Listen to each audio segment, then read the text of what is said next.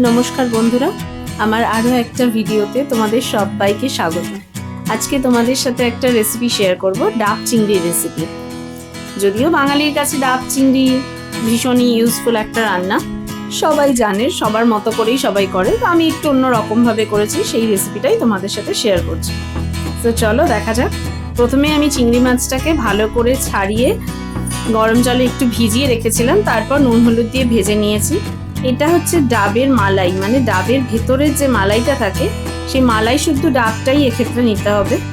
এবং তারপর নিয়েছিলাম পেঁয়াজ রসুন, আদা পেঁয়াজ রসুন বাটা, টমেটো বাটা। এখানে দেখো সর্ষে, পোস্ত, সাদা সর্ষে, কালো সর্ষে, পোস্ত, লঙ্কা একসঙ্গে বেটে রেখেছিলাম। এটা হলো ডাবের জল এবং একটু টক দই। তো আমি একটু আদা পেঁয়াজ রসুন সব কিছু দিয়েই রান্নাটা করব। অনেকেই অনেক রকমভাবে করে থাকে, শুধু ভাপা হিসেবেও করে থাকে, আমি একটু অন্যরকমভাবেই করছি। তো প্রথমেই কড়াইয়ে সর্ষের তেল দিয়েছিলাম, তার মধ্যে কালো জিরে, শুকনো লঙ্কা ফোড়ন দিয়েছিলাম। তারপর সেই তেলের মধ্যে একে একে আদা পেঁয়াজ রসুন বাটা, কাঁচা লঙ্কাও দিয়েছিলাম। সেগুলোকে দিয়ে ভালো করে নেড়ে নিতে হবে।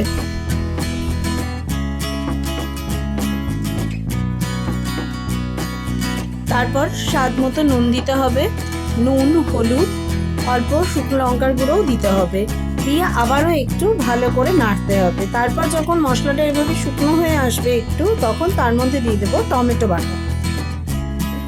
টমেটো বাটাটা দিয়েও ভালো করে এইভাবেই নাড়াচাড়া করতে হবে। এরপর দেব শুকনো লঙ্কার গুঁড়ো বা কাশ্মীরি লঙ্কার গুঁড়ো, যে যেমন পরিমাণে ঝাল খেতে পছন্দ করে সেই অনুযায়ী দিলেই হবে। বাট সর্ষের ঝালে কাঁচা লঙ্কাটাই বেশি ভালো লাগে, কিন্তু একটু কালার আনার জন্য আমি কাশ্মীরি লঙ্কার গুঁড়ো দিয়েছিলাম। তারপরে এইভাবেই অল্প অল্প করে ডাবের জল দিয়ে কিন্তু মশলাটাকে কষাতে হবে। আমরা যে ডাবটা নেব সেই ডাবটা মালাই শুদ্ধ নিলে সবচেয়ে ভালো হয়, কারণ ডাবের ভেতরের যে মালাইটা থাকে সেই পেস্টটাও আমরা দেব। এবার আমি দিয়ে দিলাম টক দই। টক দইটাকে একদম একটা বাটির মধ্যে নিয়ে ভালো করে ফেটিয়ে নিতে হবে। একটু নুন আর একটু চিনি, সামান্য পরিমাণ চিনি দিয়ে ভালো করে টক দইটাকে ফেটিয়ে নিয়ে তারপরে আমরা কড়াইয়ের মধ্যে দেব। আর দই যখন দেবেন তখন কিন্তু কড়াইয়ের আঁচটা কম থাকবে, কম আঁচে টক দই দিয়ে নাড়াতে হবে, নইলে কিন্তু টক দই ফেটে যাবে বেশি হিট পেলে। এবার এখানে দিয়ে দেব ডাবের যে মালাইটা আমরা বেটে রেখেছিলাম, আমি সেই মালাইটা দেব। দিয়ে তারপরে আবারও ভালো করে মালাইটাকে কম আঁচে ভালো করে মিক্স করতে হবে।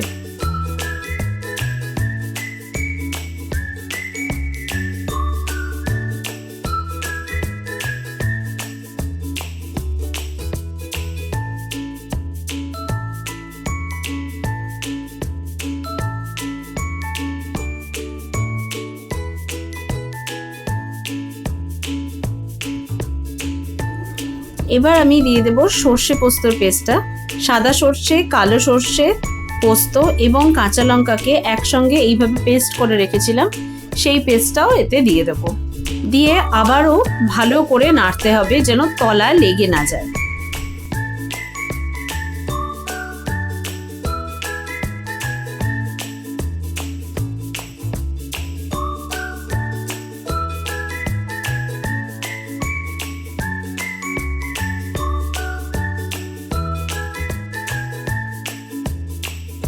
ডাবের বাকি যে জলটুকু ছিল সেই জলটুকু দিয়ে আমি মশলার বাটিটা ধুয়ে আবারও তার মধ্যে একটু জল দিয়ে দিলাম। ডাবের জল দিয়ে রান্নাটা করতে পারলে খুব ভালো হয়, কারণ এতে গ্রেভি খুব একটা বেশি হয় না। তো গ্রেভিটাকে একটু হালকা ফুটিয়ে নিতে হবে। এরপর আমি চিংড়ি মাছগুলো যখন দেব, দেখো আমি এখন চিংড়ি মাছগুলো দিয়ে দিলাম। তো চিংড়ি মাছটা দেওয়ার পর কম আঁচে একটু হালকা ফুটিয়ে নিতে হবে।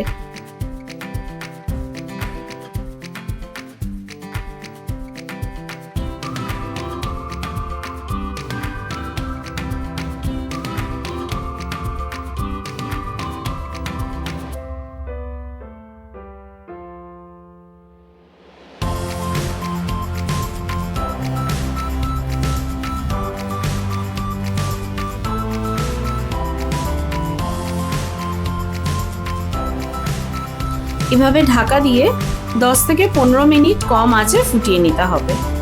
তারপরে আমরা ডাবটা নিয়ে নেব। ডাবের জলটা আমরা ইউজ করেছি, মালাইটাও আগে থেকে বের করে নিয়ে এইরকম পরিষ্কার হয়ে যাবে। ডাবটা একটু বড় হলে ভালো হয়, এবং ডাবের তলার পোর্শনটাও কেটে দিতে হবে যাতে সেটা ভালো মতো বসতে পারে, গ্যাসের ওভেনের মধ্যে বসানো যায়, তার জন্য তলাটা কেটে নিতে হবে। আর একদম মুখের ওপরের যে গর্তটা আমরা করেছি, যেটা দিয়ে চিংড়ি মাছটাকে দেওয়া হবে ভেতরে, সেই গর্তটাও কিন্তু বেশ ভালো মতো করতে হবে এবং ওপরের যে ঢাকনাটা সেটা কিন্তু ফেললে হবে না, কারণ সেটাই আমাদের এই ডাবের মধ্যে চিংড়ি মাছগুলো দেওয়ার পর সেটা দিয়েই ঢাকা দিতে হবে। তো দেখো আমি একদম একটা একটা করে মাছ এবং গ্রেভি, কিছুটা পরিমাণ গ্রেভি এইভাবেই ডাবের মধ্যে দিয়ে দিচ্ছি।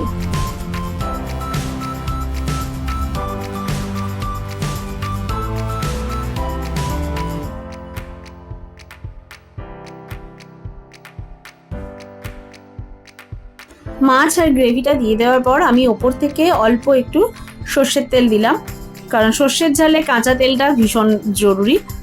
এবার দেখো ভীষণ ইম্পর্টেন্ট একটা পার্ট ডাব চিংড়ির, ডাবের মুখটা একদম ওপরের যে কাটা অংশটা থাকে সেই কাটা অংশটা কিন্তু আগেই বললাম ফেললে হবে না, এবং একটা এরকম আটার লিচি বানিয়ে নিতে হবে। সেই লেচিটাকে দিয়ে এইরকম ভাবে মুখটাকে একদম পুরো টাইট করে আটকে দিতে হবে যাতে গরম ভাবটা বাইরে বেরিয়ে যেতে না পারে। তার জন্য ভালো করে একদম এরকম ভাবে টাইট করে আটকে দেবে, দিয়ে তারপর সেটাকে প্রথমে 2 মিনিটের জন্য জোর আঁচে বসাতে হবে, তারপর আঁচ কমিয়ে 15 মিনিট রাখতে হবে। ঠিক যেভাবে আমি দেখালাম দেখো সেইভাবেই এখানে মুখটাকে ভালো মতো আটকে 15 মিনিট মতো আঁচে রাখতে হবে। 15 মিনিট পরে আমি এটা দেখাচ্ছি, আমার ডাবটা কিন্তু হয়ে গেছে, এবং অবশ্যই গ্যাস আঁচ ঠান্ডা হওয়ার পর তবেই ডাবে হাত দেবে, কারণ প্রচণ্ড গরম থাকবে। আমি ডাবটা হওয়ার পর দেখাচ্ছি, ডাবটা একদম এইভাবে চারপাশটা কিন্তু ভালো মতো পুড়ে যাবে, একদম পুরো কালো হয়ে যাবে না, আবার একদম কাঁচাও থাকবে না। দেখো তোমরা বুঝতেই পারছো যে কতটা পুড়বে আর কতটা হতে হবে। তো একদম 15 মিনিট কম আছে, 15 মিনিটই কিন্তু রাখতে হবে। এবার দেখো আমি মুখের ঢাকাটা খুলছি, আমাদের ডাব চিংড়ি কিন্তু একদম রেডি। দেখো সার্ভ করার জন্য একদম রেডি আমাদের ডাব চিংড়ি, ঠিক এই রকমই হবে। আর আটাটা আটকানোর জন্য কোনো অসুবিধার ব্যাপার নেই, এটা যখন তোমরা খুলবে, ঢাকনাটা যখন খোলা হবে তখন ইজিলি আটাটা বেরিয়ে আসবে।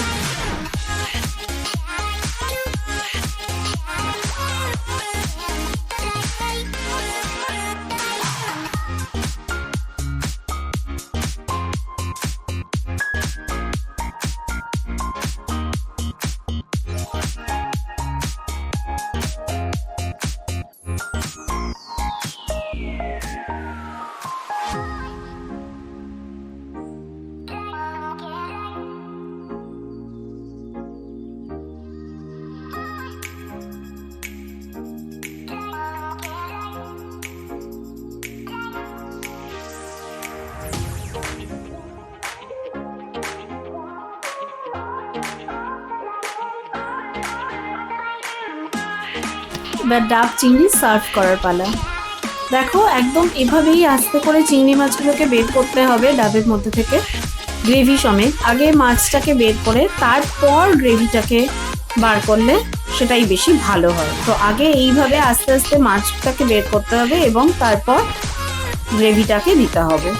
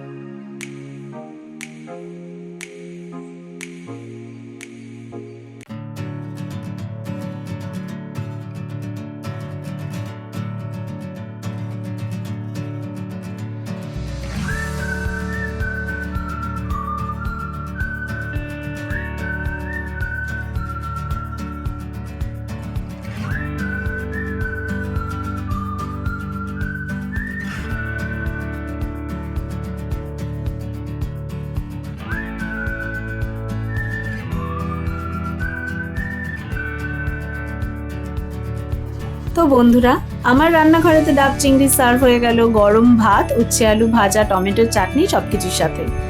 তোমরা কে কিভাবে ডাব চিংড়ি আগে বানিয়েছো বা নতুন করে বানাবে, এবং আমার ভিডিও তোমাদের সবার কেমন লাগলো সেটা অবশ্যই আমাকে জানিও, আমার সাথে শেয়ার করো। আর ভিডিও ভালো লাগলে অবশ্যই একটা লাইক করে দিও। দেখা হবে আবার পরের অন্য কোনো ভিডিওতে। সবাই ততদিন খুব ভালো থেকো। টাটা।